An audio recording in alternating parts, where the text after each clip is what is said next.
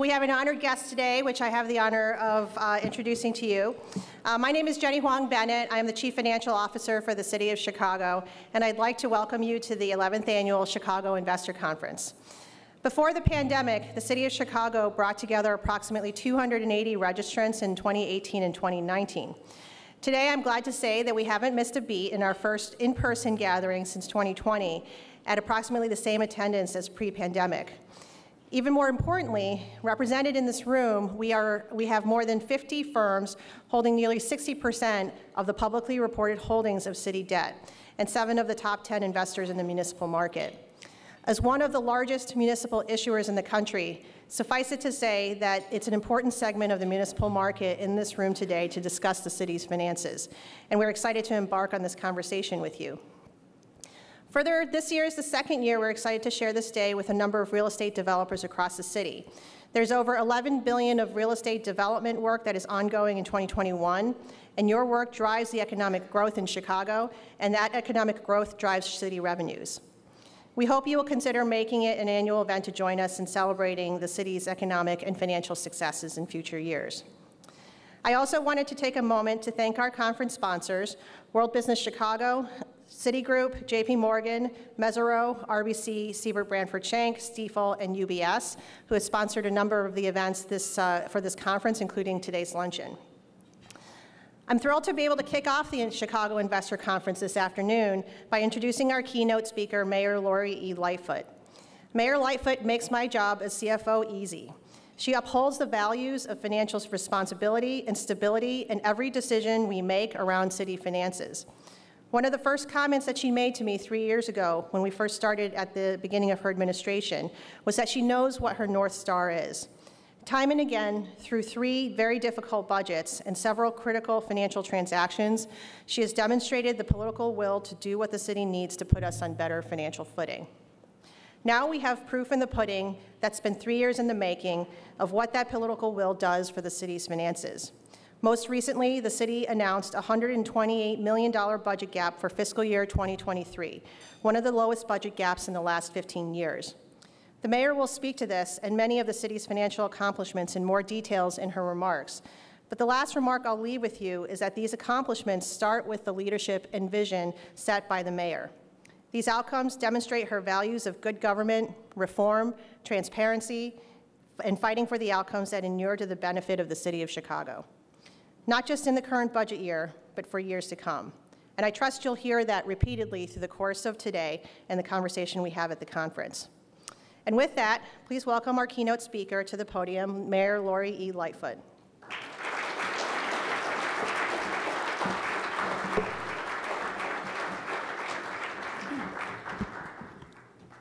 Well, good afternoon, everyone. Welcome back to Chicago. For those of you who joined us before, and for those who it's your first time, I hope you're enjoying yourself and candidly spending a lot of money. Today I have the great pleasure of sharing the state of our city's finances with you, as well as to demonstrate my administration's continued commitment to growing our economy in an equitable and inclusive way. Chicago is on strong financial footing. Make no mistake about that. As a result of the hard work over the past 3.5 years, and despite a global pandemic, we have cleared the city's budget of decades of deferred liabilities. We are now living within our means and are looking at one of the lowest budget gaps in recent memory at $128 million. And let me tell you a little bit about how we got here. Our journey toward financial stability really started in 2019, and I will tell you candidly, it started in April of 2019 when I met Jenny Bennett for the first time. I didn't know her before then, but her reputation at CPS preceded her. And I will tell you, after speaking with her for the first time, my instinct was to ask her if she would give me a hug, because I felt like this was the right person to lead us out of the challenge that I knew that we were facing coming into the administration. And my initial instinct about her leadership has never wavered. She is truly a gifted financial professional. She has led us, along with our budget director, Susie Park, and our controller, Reshma Soni, the 3 women who lead finances in this city. We could not be in better hands, and I am deeply, deeply appreciative to each and every one of you. So thank you.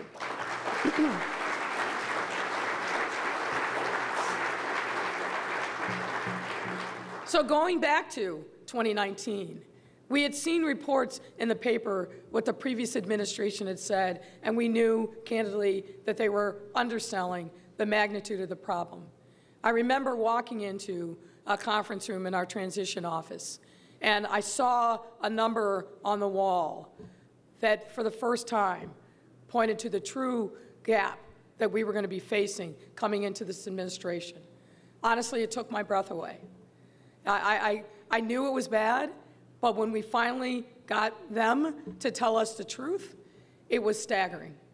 And worse, there was no plan that they were leaving for us on how to address it.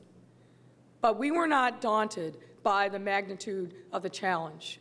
We came together as a team, figured out what we needed to do, but importantly, addressed and really, we've adhered to this from day one, a set of core values on what we were going to do, the kind of people that we were going to be, and how we were going to leave our city out of the financial morass. First and foremost, we pledged and committed to be true fiduciaries to our taxpayers' precious dollars, and we've never wavered from that. We committed ourselves to looking internally first. All of us had served in city government at one point or another. All of us knew that there were efficiencies that we could find in the operations of city governments that not only would make government work more efficiently, but that we would save money in doing it. So we committed to that from day one as well. And we wanted to make sure that in whatever that we did, that our residents would feel that their needs were being met, that their true lived experience would be reflected. And Jenny has said this from day one, and I agree with it. Budgets aren't just math problems. Budgets are value statements. And we took that approach from day one, and we've never wavered from it. And importantly, I want you to know, and some of you have heard me say this before, we never have shied away from making the tough decisions, nor will we ever.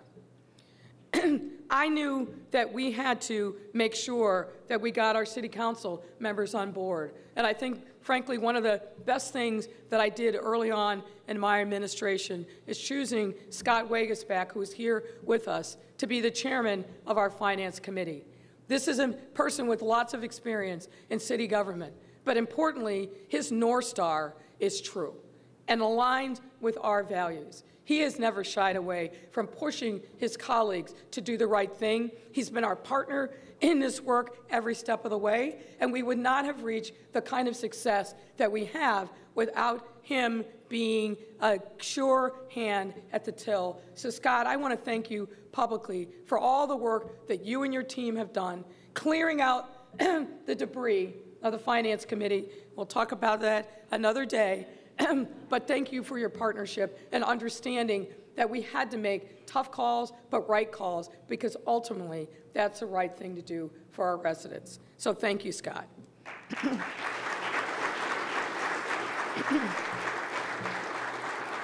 So our first budget we crafted, and with the help of City Council, passed a budget that looked beyond one-time fixes, accounting tricks or gimmicks, and provided long-term structural solutions. That's the other important key thing here. We knew that doing one-time fixes was not going to get us out of the woods. We had to consistently look for structural solutions, and that's what we've done. We did all of this in that first budget while growing our investments in key areas such as violence prevention, neighborhood economic development, affordable housing, homelessness, and mental health. Because we needed to make sure that we were investing in people and places to give people the confidence that we were on the right track and to make sure that we were growing our economy, stabilizing neighborhoods, and by doing that, growing our tax base. After that year in 2020, you know what happened next. Everyone across the country and across our world got slammed by the global pandemic. And it was no different here in Chicago. That year, we faced a staggeringly large budget gap of $1.2 billion. But once again, we went back to those core values, and we rolled up our sleeves and got to work. That gap, obviously, was a result of pandemic-related business closures, people working remotely instead of downtown in office buildings, which dried up needed revenues. But instead of being overwhelmed, we steeled our resolve and recommitted ourselves to creating the long-term structural solutions needed to make government more responsive to our communities and businesses in a much more holistic and inclusive way. And against that backdrop of a world still grappling with the social and economic fallout of the pandemic, the city was able to bridge that historic gap as well. As well as that year, we made a commitment to right the lack of investment in the city's infrastructure. We passed, with City Council help, a program we call Chicago Works. It was the first multi-year capital plan in recent memory. Why is that important? Well, we had always done infrastructure work across the city, but what we hadn't done is made a dedicated commitment over multiple years. We knew that if we were going to address the long-term structural problems that we were seeing in infrastructure, in roads and bridges, underpasses, and other things that our neighborhoods needed, we needed a dedicated multi-year stream of revenue to get the job done, and that's precisely what the $1.2 billion investment in Chicago Works plan does.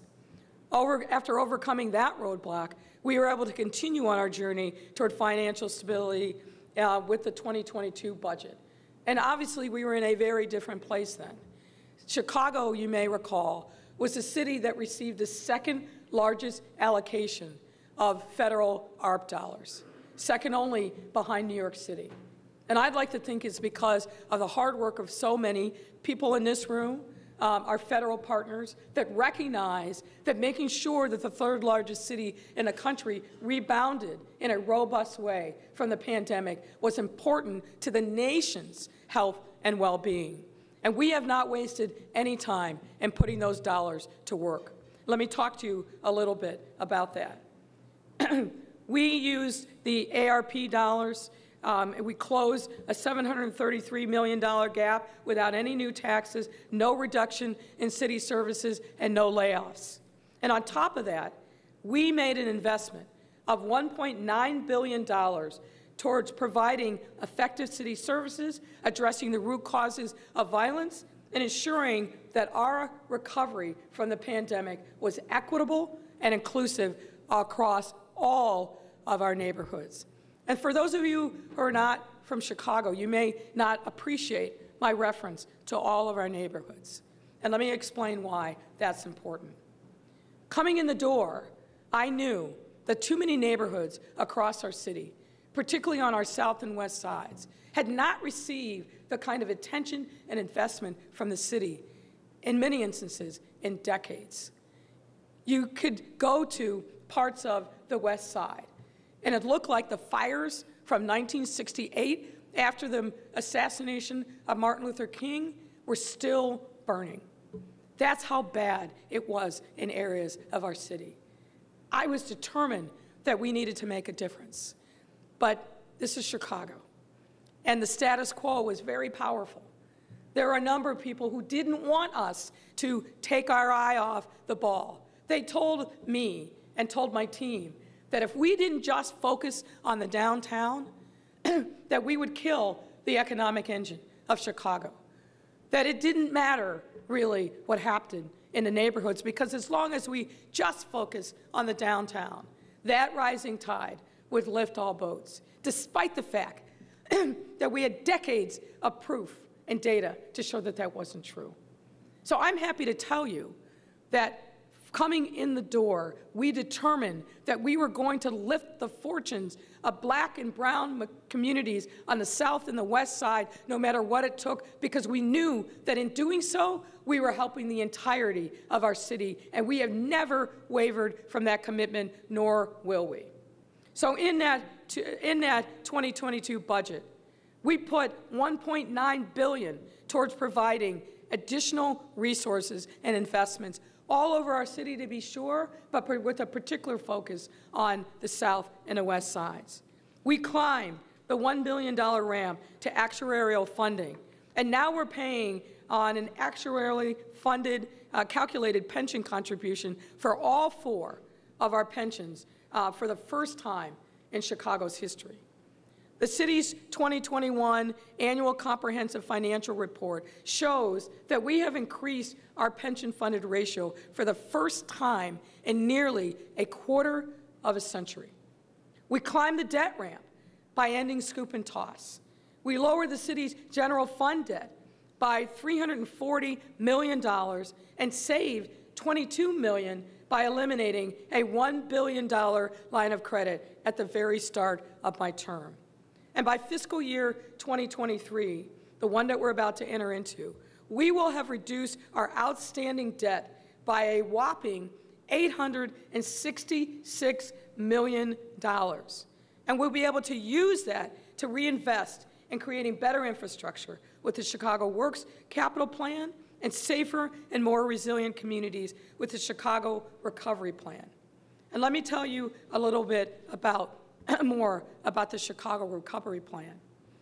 Back in April of 2020, I started thinking about, well, yes, we're in the throes of this pandemic, but foolishly, I will admit, thought hopefully by fall, this will have passed. Well, we all know the story of that. But nonetheless, in April of 2020, I gathered many of the people that are in this room and said, we have got to chart our path forward and see the best way for us to recover from what is this hopefully once-in-a-lifetime pandemic, but also economic challenge. So we gathered together, formed a large working group across a number of different economic, but also social and emotional streams. We brought in some of our regional partners, because I believe in regional, and I believe in the value of Chicagoland and not just Chicago. And in July of 2020, we published the first of its kind in the nation recovery plan. And we have been executing on the recommendations in that recovery plan with fidelity ever since. The outgrowth of that was the Chicago Recovery Plan, which is our equity-based investment strategy that encompasses the $1.9 billion from the American Rescue Plan and over $600 million in local bonds. Through this plan, we've already put $52 million towards violence prevention funding across our city departments. And by the way, this city government, going back to the beginning of time, has never invested in violence prevention measures like we have. On top of this, the $400 million that we put forward towards investments that address the root causes of violence in the communities is also reflected in this plan. The Chicago Recovery Plan also includes $52 million for mental health supports. And let me put that in context. Prior to my administration, we had, at the height of when Chicago clinics were open, we served a mere 2,500 people a year. This year, we're on track to serve, through our redesigned community of care, continuum of care, over 70,000 people in our city. That is a multi-fold increase, and we have increased the amount of revenues that we are devoted to mental health tenfold over the course of my tenure. Our Chicago Recovery Plan also includes $240 million towards additional investments to support affordable housing, $202 million to expand services and housing opportunities for individuals facing homelessness, and $87 million to turn over 3,000 city-owned vacant lots into opportunities. Whatever the community wants, whether it's retail, whether it's affordable housing, whether it's community gardens, we are repurposing these vacant, dormant vacant lots and making them community assets. And another $188 million to set and implement bold, equitable climate goals. And notably, this is the largest one-time investment in climate mitigation, adaptation, and environmental justice priorities in the city's history. Yeah, we're big on historic first and more to come. These historic investments, which are aimed at ensuring that all of our residents are able to thrive as our economy bounces back, are coming at exactly the right time. And let me emphasize a few points that show why. Despite the pandemic, Chicago has experienced the strongest economic growth in over 30 years. Now, you're not reading about that, unfortunately, in the business journals, but it is absolutely fundamentally true. For example, in 2021 alone, we had 173 companies make what we call pro-Chicago decisions, either coming to Chicago from elsewhere or companies that exist in Chicago expanding their footprint in our city. That is remarkable progress. And so far in 2022, we've identified 102 more of these pro-Chicago decisions, relocations, expansions, and I'm happy to say many of them are in our Invest Southwest corridors. On top of this, the recent announcement that Google, an international brand, would bring new jobs to the Thompson Center shows the incredible confidence that business community has in Chicago. The Google investment is the largest corporate expansion in modern Chicago history and will bring a minimum of 3,000 new jobs, not relocated from elsewhere, but 3,000 new jobs to the downtown area of our city. The implications for that are obvious. It puts our already Tier 1 tech community on the global map in a significant way.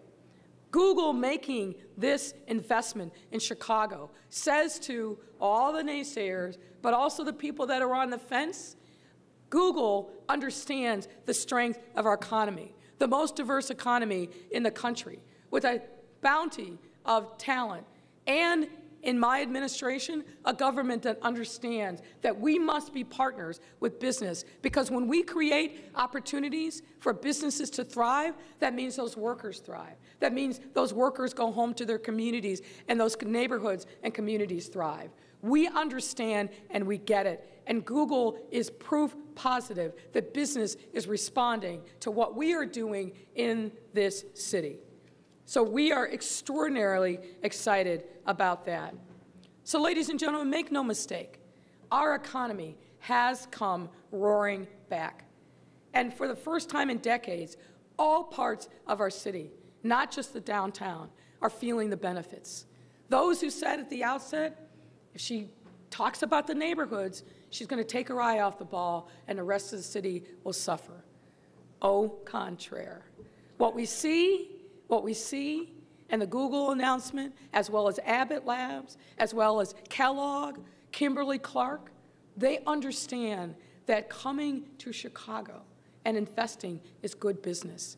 And I want to commend companies like Blue Cross Blue Shield, like Discover, like Joe Mansueto, and others who also understand the value of simultaneously investing in our neighborhoods.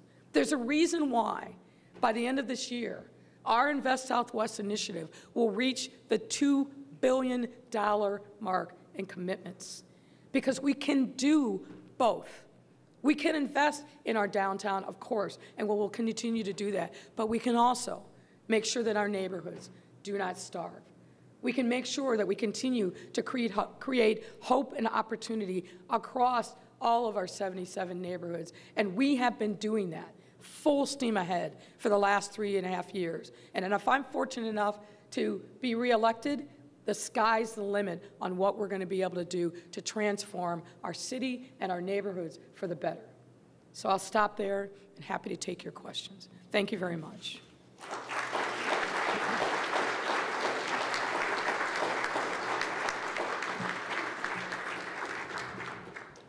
So thank you, Mayor Lightfoot. I think we have time for maybe 1 or 2 questions, and so I will give the mic first to John Humphrey from PIMCO, who had asked a question earlier, wanted to ask a question earlier.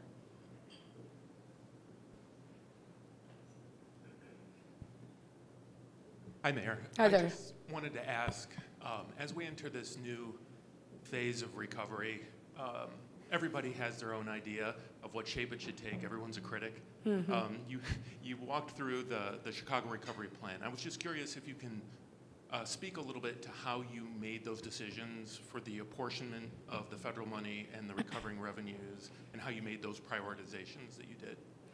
Well, we really looked at what the Recovery Task Force had told us were the needs across our city. You know, our social safety net in Chicago really had been fraying for some time, and frankly, I can take it back to when there was a whole lot of silliness going on in Springfield, where there were budgets that were passed year after year. That caused incredible harm to a lot of social services agencies, some of whom, frankly, weren't able to survive.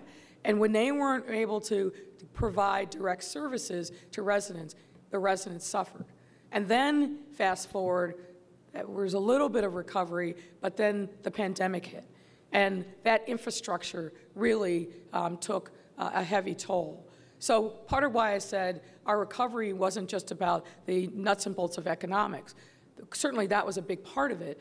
But we needed to make sure that our communities were healing, that our workforce was able to get back up on its feet and populate the businesses that were critically important for our future to go forward. So as part of thinking about how we would utilize the resources, we certainly followed the recommendations of the Recovery Task Force, but we spent a significant amount of time really starting in the spring of 2021 going deep into community and listening to our community partners. We stood up a whole array of budget ambassadors who were, I think, notable stakeholders and communities, had them go back into their communities and their networks and then bring back to us what they were hearing. And then we did direct engagement ourselves. But through a lot of that, with advocates, stakeholders, that was really what informed our budget. And of course, with elected officials as well, we were talking to the local aldermen,